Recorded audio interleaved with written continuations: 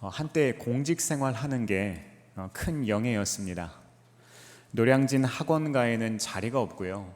많은 사람은 구급 공무원이라도 되고 싶어서 참 많은 애를 썼습니다.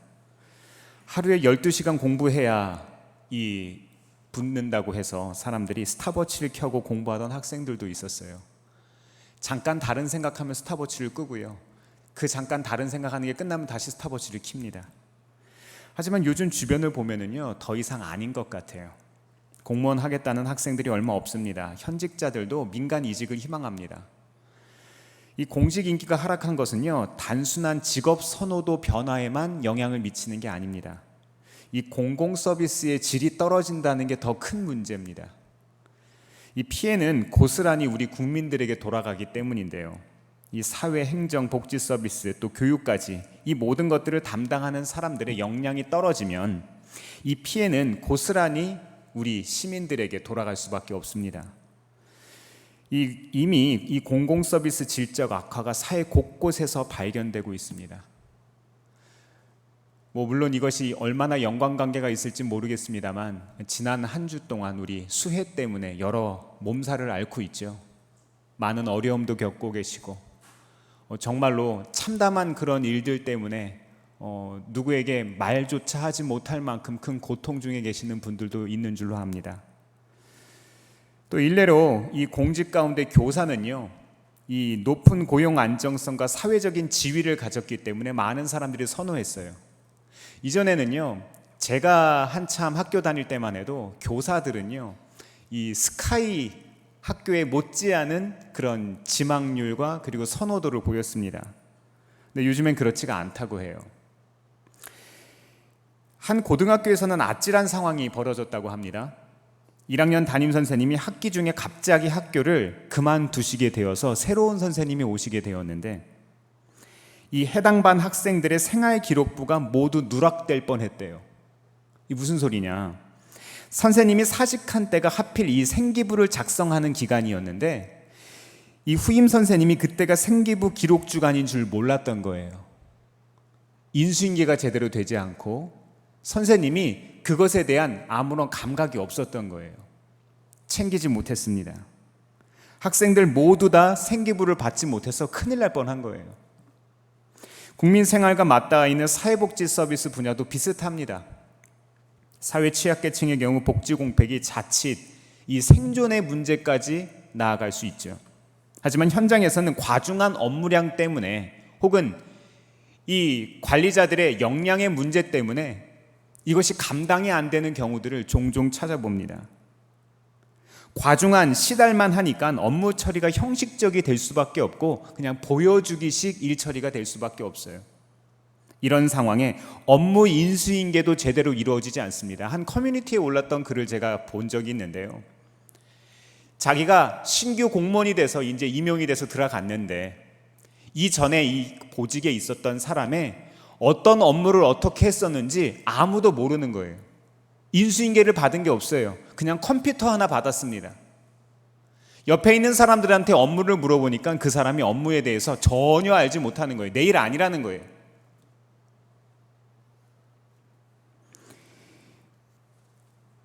그 사이에 취약계층에 제공되던 바우처 신청 안내 이 문자를 보내야 하는데 이것이 누락되어서 아주 큰 민원 때문에 곤혹을 겪었다는 일도 보았습니다. 오늘 말씀은요, 다음을 준비하는 사람, 쉽게 말해서 인생의 인수인계에 관한 말씀입니다. 민수기는 2번의 인구조사를 중심으로 해서 광야의 여정을 우리에게 소개하는데요. 그 중에서 2번째 인구조사는 가나안 땅으로 들어가기 직전에 시행됐습니다. 예상치 않았던 율법 조항을 보완하는 일들이 있었죠. 지난주에 우리 슬로벗의 딸들의 경우를 보아서 아시죠. 그리고 이제 모세의 뒤를 이어서 가나안 땅 입성을 이끌 지도자를 세우는 일을 오늘 하는 거예요. 출애굽 세대는 지나갔고 출애굽 세대를 이끌었던 민족의 영웅 모세도 이제 역사의 뒤안길로 가고 있습니다. 우리 삶에 비슷한 일들이 일어나곤 합니다. 진학이나 취업, 결혼, 출산, 아니면 무슨 병이 걸리거나 장례를 치르거나 이런 개인적인 일들뿐만 아니라 뭐 IMF 금융위기, 미국발 금융위기, 비트코인 폭락, 전쟁, 지구온난화, 이런 범국가 차원의 그런 일들도 우리는 경험합니다. 약 한 10년에서 15년 주기로 우리가 정말로 큰 일들을 겪고 있는 것 같아요. 그렇죠? 공적 영역이든 사적 영역이든 무엇이 중요합니까? 준비가 중요합니다. 잘 대처하면 슬기롭게 지나갈 수 있습니다. 슬기롭게 지나갈 뿐만 아니라 이 상황에서 우리는 기회를 잡을 수 있습니다. 이런 변화의 시기에 우리는 무엇을 어떻게 준비해야 할까요? 첫 번째로 이 광야와 같은 세상에서 우리가 기억할 것은요, 눈앞의 소원보다 더 중요한 것이 있다는 것을 알아야 합니다. 눈앞에 있는 것보다요. 하나님께서 모세를 부르셔서 모세가 죽을 날이 가까웠다고 오늘 말씀하시네요. 27장 12절에서 13절 같이 한번 읽어보겠습니다. 시작. 주님께서 모세에게 말씀하셨다. 너는 여기 아바림 산줄기를 타고 올라가서 내가 이스라엘 자손에게 준 땅을 바라보아라. 그 땅을 본 다음에는 너의 형 아론이 간 것 같이 너 또한 너의 조상에게로 돌아갈 것이라. 아멘. 아멘. 네, 두 번째 인구조사 이후에 이스라엘 백성들은 가나안 땅에 들어갈 모든 준비를 다 마쳤어요. 이제 다 끝났습니다. 들어가기만 하면 되는 거예요. 슬로보아스의 딸들이 제기했던 이 땅 분배와 관련되었던 율법 보완 문제도 해결이 잘 됐습니다. 이렇게 중요한 순간에 하나님께서 모세에게 뭐라고 말씀하세요? 죽는다. 너는 이제 죽는다라고 이야기하시는 거예요. 모세가 가나안 땅으로 들어가지 못하고 죽음을 맞이하게 되는 이유를 오늘 성경은 이야기하는데요. 민수기 27장 14절 이어서 같이 한번 읽어보겠습니다. 시작. 너희 둘이 신 광야에서 나의 명을 어겼기 때문에 그 땅에는 들어가지 못한다. 온 회중이 무리바에서 나를 거역하여 반란을 일으켰을 때에 너희들은 물을 터뜨려 회중이 보는 앞에서 나의 거룩한 권능을 보여야만 하였는데 너희는 그렇게 하지 않았다. 이것은 신 광야에 있는 가다스의 무리바에서 물이 터질 때에 이를 두고 말씀하신 것이다. 아멘. 민수기 20장 이야기죠. 무리바 샘에서 백성들이 불순종했을 때 모세가 이 물을 터뜨려야 하는데 하나님의 명령대로 하지 않고 자기 마음대로 이 바위를 터뜨렸어요. 백성들이 물이 없다고 불평할 때 모세는 분노했습니다. 하나님의 거룩하심을 드러내야 했는데 그렇게 하지 못했어요. 하나님의 명령을 거역하고 자기가 하나님의 의지보다 앞섰습니다. 백성을 살리는 주권이 하나님이 아니라 모세 자신에게 있는 것처럼 모든 상황이 보였어요. 이것 때문에 하나님께서 못 들어간다고 하신 거예요. 안 된다. 너무나도 안타깝지만 모든 것이 결정되었습니다. 이 결정 번복할 수가 없어요. 모세는 그렇게 소원하던 가나안 땅에 들어가지 못합니다. 이때 하나님은 모세에게 아바림 산으로 올라가라고 이야기하십니다. 그리고 거기에서 멀리 있는 가나안 땅을 이렇게 바라보게 하시는 거예요. 이 아바림은요, 건너다라는 뜻을 가지고 있는데 이 요단강 건너편에 있는 산들이라는 뜻입니다. 성지순례를 가보면 이 모세가 죽었던 이 아바림산, 이 느보산이 여러 봉우리가 있는데요. 거기에 이 아바림 산맥이라고 하죠. 그래서 여기에 올라가 보면은 이 사해로부터 북동쪽에 이곳이 있기 때문에 이 느보산에 올라가서 이렇게 보면은요, 멀리 사해가 보여요. 한눈에 들어와요. 정말 가까이에 있습니다. 꼭 이 아파트 꼭대기에서 고층 아파트에서 이렇게 내려다보면 멀리 다 보이는 것처럼 다 보입니다. 산 꼭대기에 올라가서 가나안 땅을 바라봤던 이 모세의 마음 어땠을까요? 내가 그렇게 원했는데 40년 동안 애굽에서 모세는 왕자로서 최고의 교육을 받지만 이 사람의 정체성은 히브리인이었습니다. 모세의 어머니가 키웠죠. 요게벳이 키웠죠. 이 사람은 알았을 거예요. 자기가 민족의 지도자로 세워질 거라는 것. 어머니는 계속해서 그렇게 가르쳤을 거예요. 그렇죠? 왕자였잖아요. 신분이 왕자 아닙니까? 최고의 교육을 받았고 최고의 권력을 가지고 있는 이 사람이 히브리 사람이라니요. 늘 그것을 꿈꿨을 거예요. 자기 힘으로 할 수 있을 줄 알았을 거예요. 그런데 하나님께서 그를 훈련시키고 연단시키셔서 광야에서, 그 미디안 광야에서 40년을 보냅니다. 그리고 80의 할아버지가 이제 정말로 겸손하고 겸비한 사람이 되어서 하나님 앞에 귀하게 쓰임받아서 지금 여기까지 왔습니다. 이 정도 우여곡절을 겪었던 사람이라면 이 사람의 마음 어땠을까요? 가나안 땅 내려다보면서 더 약속의 땅, 정말로 내가 그렇게 갈망했던 그 땅 들어가고 싶지 않을까요? 바로 여기에 있는데, 내 손에 잡히는데, 내 눈앞에 있는데. 저는 모세라는 사람을 가장 잘 나타내는 말씀으로 출애굽기 32장이 생각났습니다. 금송아지 사건 기억하시죠? 하나님의 말씀을 받으러 시내산에 올라갔을 때 일입니다. 기다리다 지친 백성들이 아론을 조릅니다. 우리에게 보이는 하나님을 만들어 달라고요. 우리를 안심시킬 눈에 보이는 하나님을 만들어내라고 이야기합니다. 이에 아론은 하나님의 형상을 대신할 눈에 보이는 금송아지를 만들어 함께 예배합니다. 출애굽기 32장 9절에서 10절입니다. 함께 읽겠습니다. 시작. 주님께서 다시 말씀하셨다. 나는 이 백성을 살펴보았다. 이 얼마나 고집이 센 백성이냐. 이제 너는 나를 말리지 말아라. 내가 노하였다. 내가 그들을 쳐서 완전히 없애버리겠다. 그러나 너는 내가 큰 민족으로 만들어 주겠다. 아멘. 이스라엘 백성들을 벌하시겠다고, 징계하시겠다고 하나님께서 말씀하시는 거예요. 다 버리겠다는 거예요. 그런데 모세 너만은 내가 데리고 가겠다는 거예요.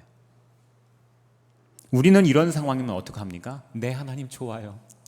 기다렸어요. 그 말만 기다렸어요. 쟤네 다 필요 없어요. 저만 복 주세요. 나만 잘 먹고 잘 살면 되잖아요. 우리 이렇게 하는 것 아닙니까? 하지만 11절 말씀에 보면은요, 모세는 애원했다고 했습니다. 하나님 앞에 애원했다. 내게 주어진 눈앞의 복보다 백성을 긍휼히 여기기를 구했습니다.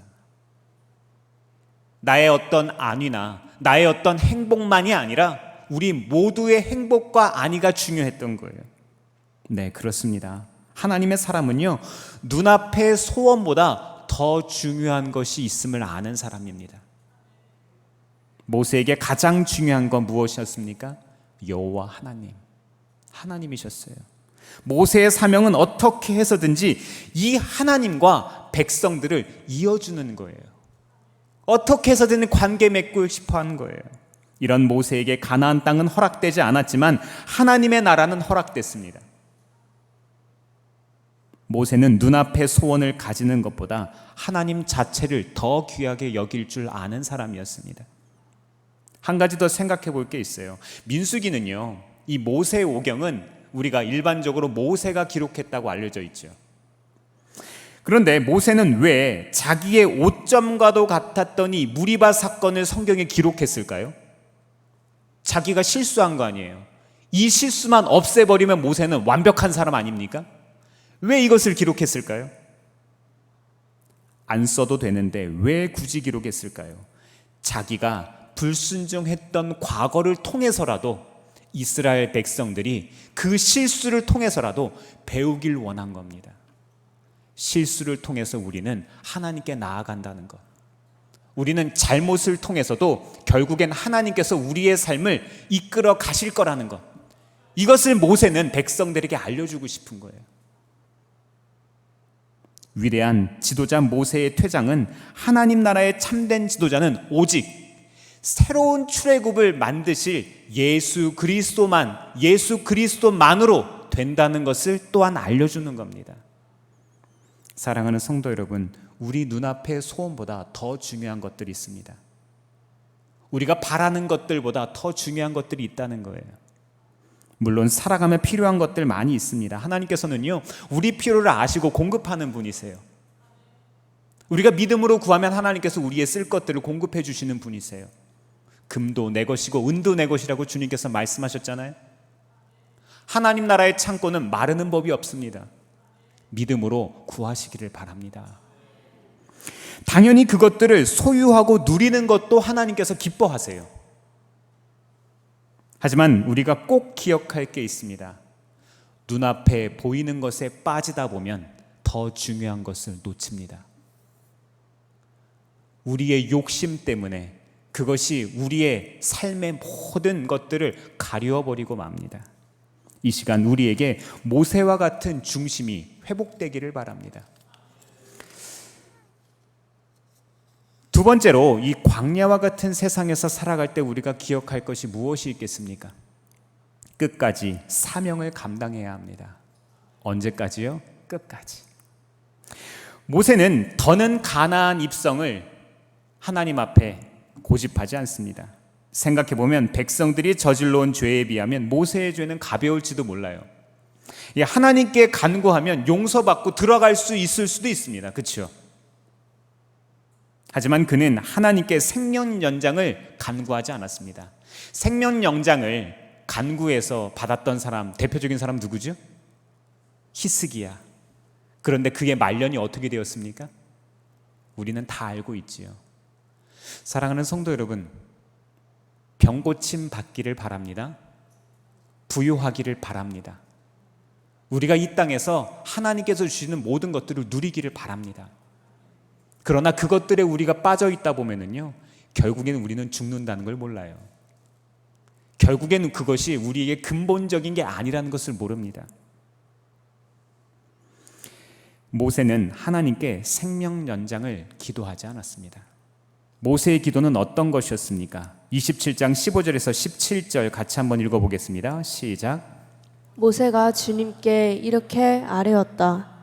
모든 사람에게 영을 주시는 주 하나님, 이 회중 위에 한 사람을 임명하여 주시기를 바랍니다.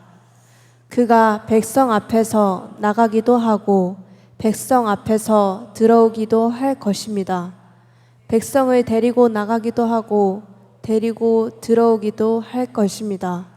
주님의 회중이 목자 없는 양떼처럼 되지 않도록 하여 주십시오. 아멘. 아멘.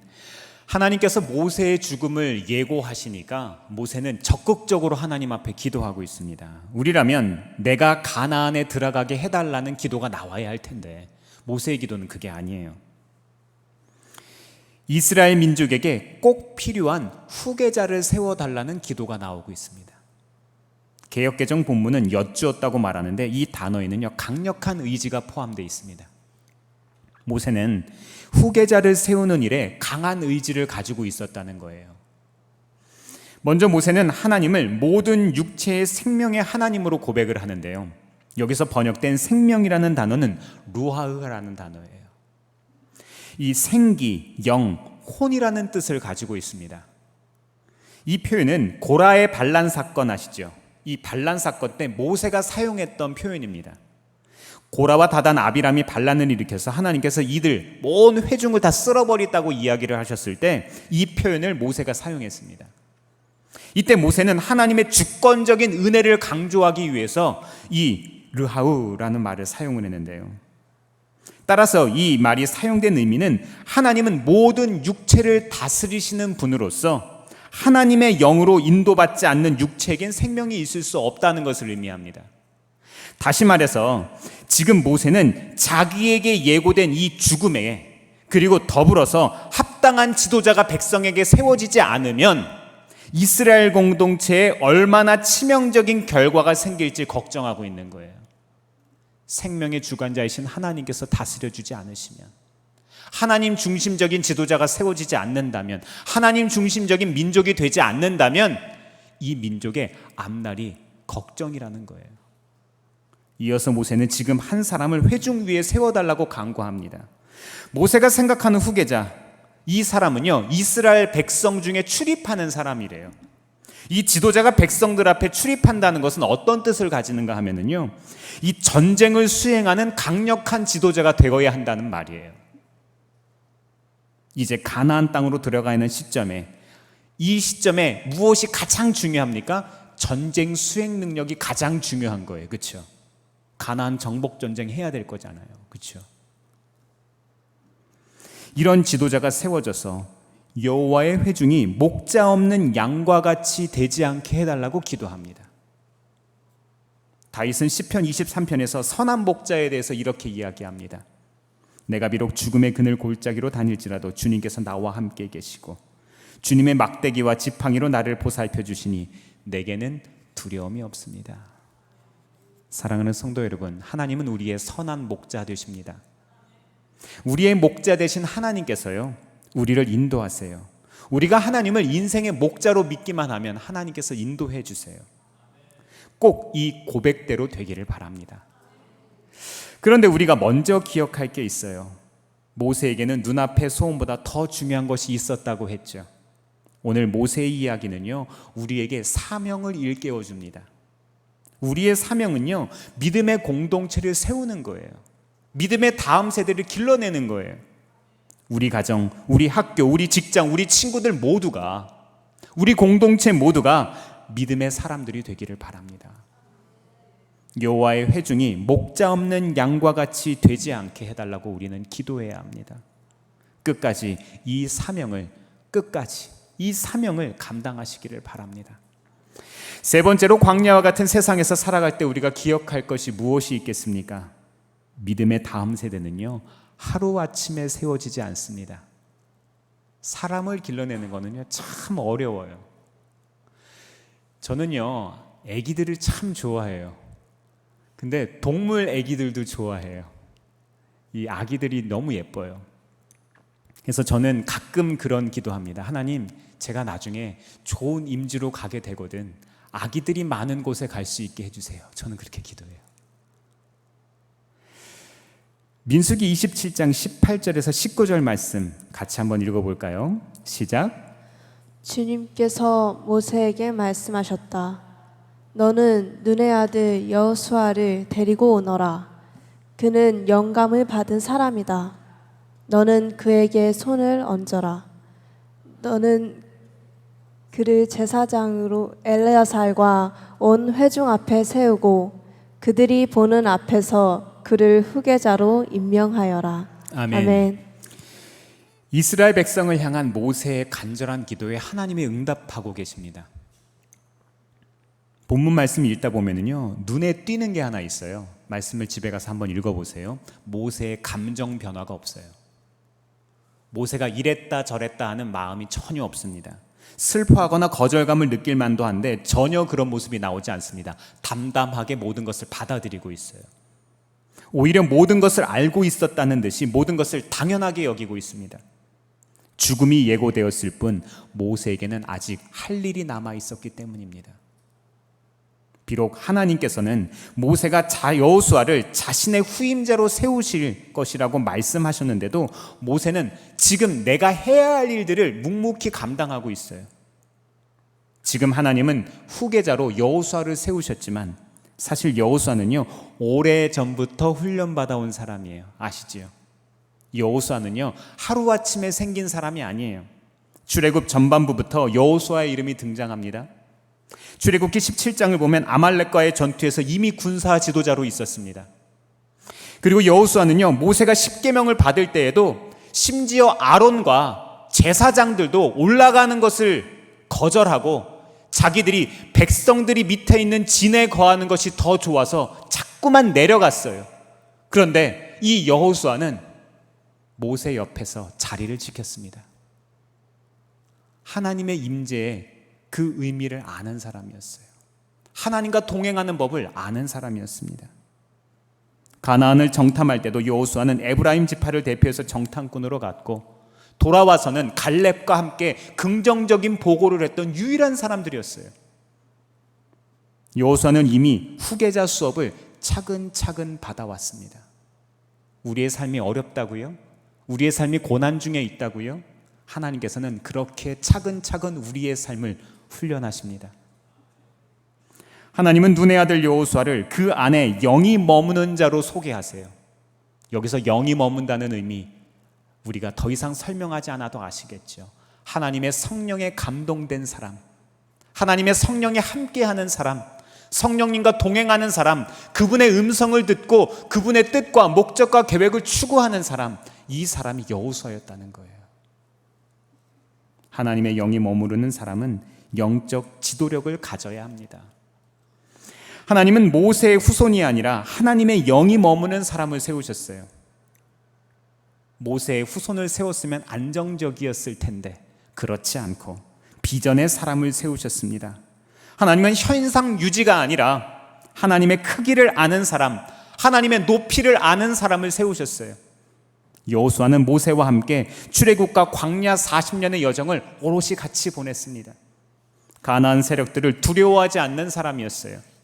누구보다 이스라엘 백성의 장점과 동시에 한계를 아는 사람들이었어요. 여호수아는 스펙을 갖춘 사람이 아니라 하나님과 동행한 이야기와 사연이 있는 사람이었습니다. 하나님은 이런 사람을 세우길 원하십니다. 하나님은 이런 우리들도 세우십니다. 네, 그렇습니다. 다음 세대는요, 믿음의 다음 세대는요, 하루아침에 세워지지 않습니다. 우리의 다음 세대도 여호수아처럼 세워져 가기를 바랍니다. 말씀을 정리합니다. 이 모세에게는요, 하나님에 대한 거룩한 갈망이 있었어요. 이런 갈망이 여호수아와 같은 다음 세대를 길러냈죠. 그리고 하나님은 그 마음을 아셨습니다. 가나안 땅이 아니어도 하나님이 계신 곳이라면 그 어디나 하늘나라, 그 어디나 행복한 곳, 그 어디라도 괜찮다는 마음, 하나님은 그 마음을 아셨습니다. 이 시간 우리에게 이런 마음 있습니까? 사람들은 불확실한 미래를 위해서 준비할 것들이 많다고 이야기합니다. 듣고 보면 맞는 것 같고 다시 생각해봐도 당연한 것 같아요. 하지만 우리가 잊지 말아야 할 게 있습니다. 믿음이 없이는 하나님을 기쁘시게 하지 못하나니, 하나님께 나아가는 자는 반드시 그가 계신 것과 또한 그가 자기를 찾는 자들에게 무엇 주신다고요? 상 주시는 이심을 믿어야 할지니라. 네, 그렇습니다. 우리의 상급은 여호와 하나님입니다. 그분이 우리에게 상 주시는 겁니다. 우리의 인생의 참 인도자는 여호와 하나님이십니다. 모세는요, 하나님께서 명령하신 대로 여호수아를 후계자로 세우는 모든 과정을 마무리합니다. 그리고 여호수아는 이스라엘 백성을 훌륭하게 이끌어서 가나안 정복 전쟁을 이제 마치게 될 겁니다. 이스라엘은 젖과 꿀이 흐르는 약속의 땅에서 하나님의 백성으로 살아가게 될 겁니다. 여호수아 24장 14절에서 15절은 여호수아가 평생을 어떤 사람으로 살았는지에 대해서 이야기합니다. 말씀을 같이 보겠습니다. 시작. 당신들은 이제 주님을 경외하면서 그를 성실하고 진실하게 섬기십시오. 그리고 여러분은 여러분의 조상이 강 저쪽의 메소포타미아와 이집트에서 섬기던 신들을 버리고 오직 주님만 섬기십시오. 주님을 섬기고 싶지 않거든 조상들이 강 저쪽에 메소포타미아에서 섬기던 신들이든지 아니면 당신들이 살고 있는 땅 아모리 사람들의 신들이든지 당신들이 어떤 신들을 섬길 것인지를 오늘 선택하십시오. 나와 나의 집안은 주님을 섬길 것입니다. 아멘. 오늘 우리는 선택해야 합니다. 누구를 섬기고 누구를 의지하고 누구를 위해서 살아갈지 우리는 선택해야 돼요. 여호수아는 이 마음으로 평생을 살았습니다. 그리고 이런 여호수아를 통해서 백성들이 어떻게 변화되었습니까? 제가 읽어드릴게요. 여호수아 24장 16절인데요. 백성들이 대답하였다. 주님을 저버리고 다른 신들을 섬기는 일은 우리가 절대로 하지 않겠습니다. 18절 후반부입니다. 그러므로 우리는 주님을 섬기겠습니다. 오직 그분만이 우리의 하나님이십니다. 우리의 자녀들이 이렇게 되기를 바랍니다. 우리들의 다음 세대들이 이런 세대들이 일어나기를 바랍니다. 마지막 그때 대부흥과 대추수의 그 시절에 하나님께로 많은 사람들이 이렇게 돌이키기를 바랍니다. 사랑하는 성도 여러분, 우리를 통해서 이런 믿음의 세대들이 길러져 가기를 바랍니다. 이 사명을 위해 하늘의 미랄로 우리가 쓰임 받기를 바랍니다. 광야와 같은 세상 속에서 만나는 상황들이 쉽지는 않겠지만 하나님이 함께 하십니다. 하나님은 역사를 주관하시는 하나님이십니다. 이번 한 주를 살아가시면서 우리를 통해 수많은 믿음의 씨앗들이 심겨지기를 주의 이름으로 축원합니다. 기도하겠습니다.